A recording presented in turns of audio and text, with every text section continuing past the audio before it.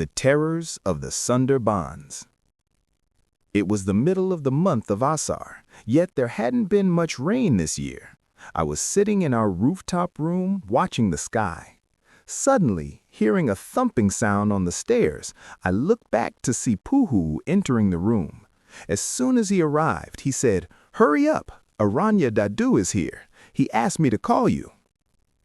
Aranya-Dadu is actually Patai's grandfather. By profession, he was a forest ranger. During his long career, he had traveled to many places. He visits Patai's house every 4 months or so, and whenever he does, he tells us incredible stories. Last time, he told us a spine-chilling ghost story about a zamindar's house in Samudragarh.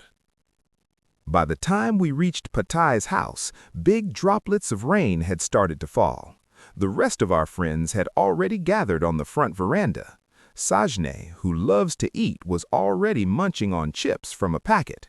There was a specific chair reserved for Dadu. Just as Puhul and I sat down, Aranya-Dadu arrived with a cup of coffee. Sitting down, he looked at us and asked, "So, what's the news? How are your studies going?" "Going well, Dadu," we replied. "Aha, good. And Sajne, have you tried any new food, or are you still ruminating on the old ones?" Sajne, still chewing, replied, "Am I a cow that I would ruminate?" Patai tried to say something from behind to annoy Sajne, but we stopped him. Aranya-Dadu took a sip of his coffee and said, "All right, let me tell you a different kind of story today." At that time, I was posted in the Sundarbans. My office was in Chamita. You know, there is nothing as beautiful as the Sundarbans in all of India. But back then, the menace of tigers was much greater than it is now. In my area, it wasn't just tigers. Poachers were a massive headache too. A few days prior, we had found the carcass of a well-known old tiger. The tiger had been killed by poachers' bullets, but since the guards arrived quickly, they had to flee, leaving the body behind. One afternoon, I was working in my office when a guard came in and said, "Sir, there's a phone call for you. The big boss is calling." Ashim Ganguly, the chief of Chamita region, was a very grave man. He couldn't stand even the slightest negligence in work. I hurried to the phone. The big boss informed me that through a mole, he had heard the gang that killed the tiger would be at the sandbanks of Tetulbanki that evening. He ordered me to reach there immediately and arrest them. I told him I'd be leaving shortly. Dadu reached this part of the story when a deafening crack of thunder shook the house. Suddenly, the lights flickered and went out. A power cut. Because of the heavy clouds, darkness had descended earlier than usual. Within a few moments, Patai's elder sister brought a large bowl of puffed rice, murimaka, and a wall-mounted kerosene lamp. Dadu climbed down from his chair, took a handful of muri, and resumed. Immediately after the call, I set out with 2 forest guards. After traveling for about 10 minutes through a narrow creek, our launch entered the Kalindi River. During this season, the river is full, so the launch swayed heavily on the waves. Evening had set in by then, and the pale moonlight shimmered on the water and the bushes on either side. After about 20 minutes, we entered a relatively narrow canal. This was the Kumirmari Canal, right at the end of the Tetulbanki sandbanks. Tetulbanki does not have a good reputation. The tiger presence there is quite high. During the day, you can often see the most terrifying sign of the Bada, mangrove region, fluttering on the islands, a torn shirt or a piece of an undershirt tied to the top of a pole. I asked, "Dadu, why is that sign the most terrifying?" Dadu replied, "You see, life for the people there isn't easy. That sign is a symbol of immense grief as well as a warning.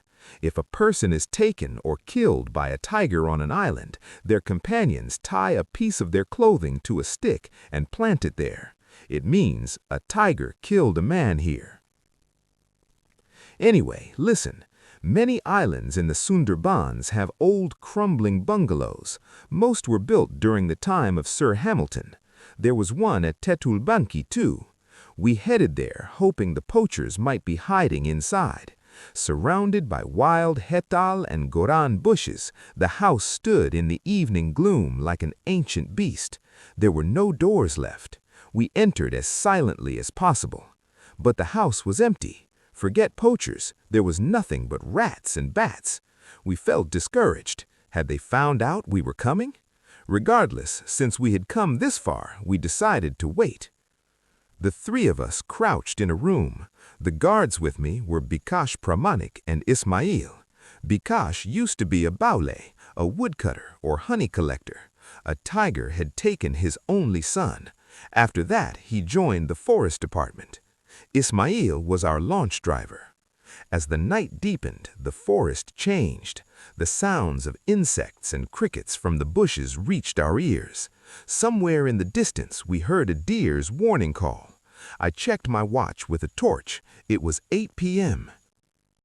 Dadu paused to drink some water. We were all huddled close together.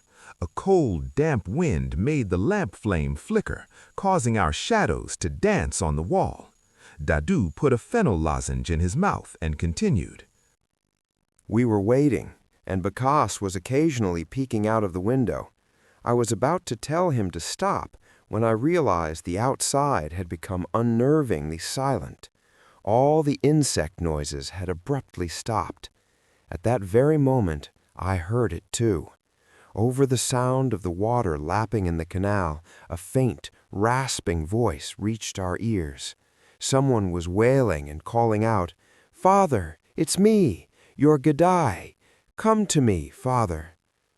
It felt as if the wind was pushing that voice through the hetal and goran bushes toward us, as if it had no choice but to deliver it. I saw Bakas's face change instantly. He looked outside, searching for someone, and then suddenly screamed, "Wait, Gadai, I'm coming!" and bolted out of the room.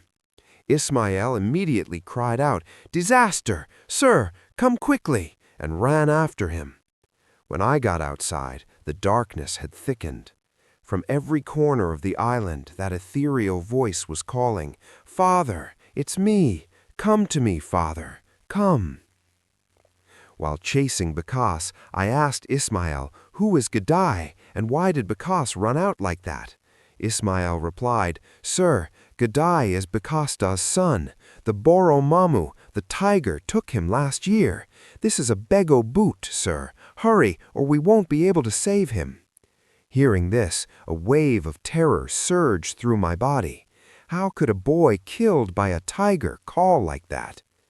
Bakas had run toward the back of the bungalow where the forest was dense. Just before he entered the thicket, Ismail lunged and tackled him. By the time I reached them, Ismail was sitting on top of Bakas to hold him down, while Bakas struggled desperately. I was about to speak to Bakas when my eyes caught something ahead. A little further from where we stood, the deep forest began. The area was filled with bushes and pitch black. Looking there, my body turned cold with fear. Even in that darkness, I clearly saw a shape under a sundari tree where the darkness seemed to have solidified. A primitive, cruel, supernatural shadow figure made of dense, ink-black darkness was watching us. That voice kept floating through the air relentlessly. Ismail, too, seemed distracted by the sight of the figure. Taking that chance, Bakas threw Ismail off with a punch and stood up. I couldn't move. My legs felt impossibly heavy, as if they weren't mine and wouldn't obey me. Bakas was just a hand's length away from the figure when a tiger's roar shook the entire island. In an instant, a massive tiger emerged from beside that shadow figure, pounced on Bakas's mech, and vanished before I could even blink. Everything went blurry before my eyes. We were all clinging to each other now. As Dadu stopped, we all urged him, "Then, what happened? Next?" When I regained consciousness, I found Ismail splashing canal water on my face. I sat up, holding his hand. My head was spinning. I looked toward where the figure had been. There was nothing. The crickets and insects were chirping again. We searched for Bikas's body for a long time, but we found nothing. Then we returned. Dadu went silent. The rain had slowed down. In a flash of lightning, I saw the rangan flower tree in Patai's garden. Patai asked, "Dadu, the tiger was right there. Didn't you notice it earlier?" Dadu smiled faintly and said, "I told you that we had found a tiger's carcass in my area a few days ago, remember?" "Yes, yes, you did," we replied.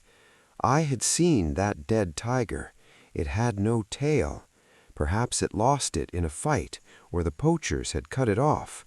Then, after a brief silence, he added, "The tiger that took Bikas that night, it didn't have a tail."